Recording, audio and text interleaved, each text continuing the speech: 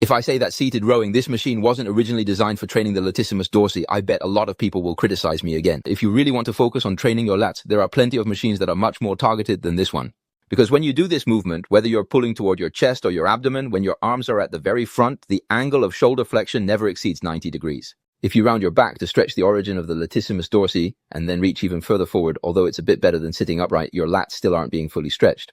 The latissimus dorsi extends from the pelvis, crossing all the lumbar vertebrae and the lower 6 thoracic vertebrae, and attaches to the arm. Its entire length is quite long. When you do pull-down type movements and keep your pelvis stable, the greater the angle of shoulder flexion, the more the latissimus dorsi is stretched. A muscle can only recruit more muscle fibers during contraction after it has been fully stretched, which is when you get a better sense of contraction.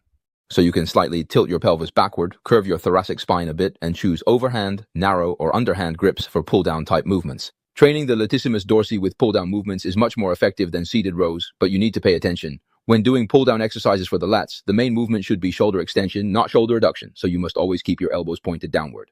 Another thing to note is that you shouldn't stick your chest out while pulling. Although your latissimus dorsi is stretched when your arms are flexed at the shoulder, if you puff out your chest, you shorten the origin point of the lats again. This way, the lower part of your lats won't get properly stimulated. So stop using this movement to train your lats. When returning to the starting position, the stretch on the lats isn't as great as with a lat pull down, and the weight you can add isn't as heavy as with a lat pull down either. Plus, your spine is always in a flexed position. The heavier the weight you use when returning, the greater the stress on your lumbar vertebrae and intervertebral discs, which actually increases the risk of lumbar disc herniation. Did you get that?